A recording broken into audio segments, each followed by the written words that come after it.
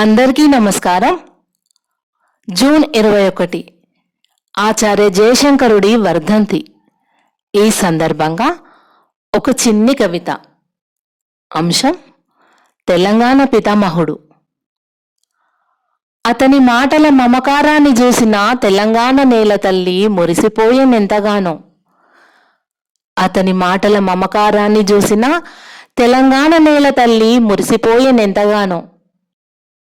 అతడు నడిచిన దారుల్లో ఎగసిపడిన ధూళి నవచైతన్యపు బలాన్ని పుంజుకొని కెంజాయి వర్ణంలో కొట్టిన కేరింతలెన్నో. అతడు నడిచిన దారుల్లో ఎగసిపడిన ధూళి నవచైతన్యపు బలాన్ని పుంజుకొని కెంజాయి వర్ణంలో కొట్టిన కేరింతలెన్నో.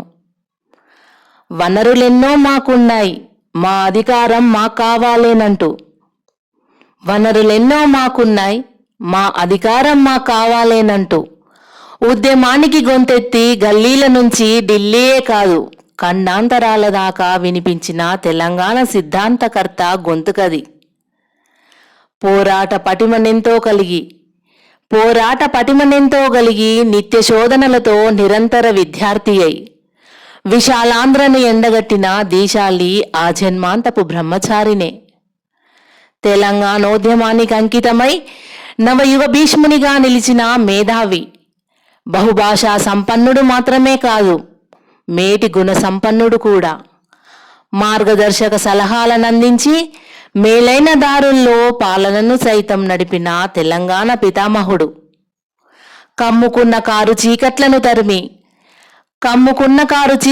తరిమి తల్లడిల్లుతున్న తల్లిని కాపాడాలని వదలని అభ్యుదయవాదాన్ని భుజానేసుకొని కలలుగన్న తెలంగాణను కండ్లార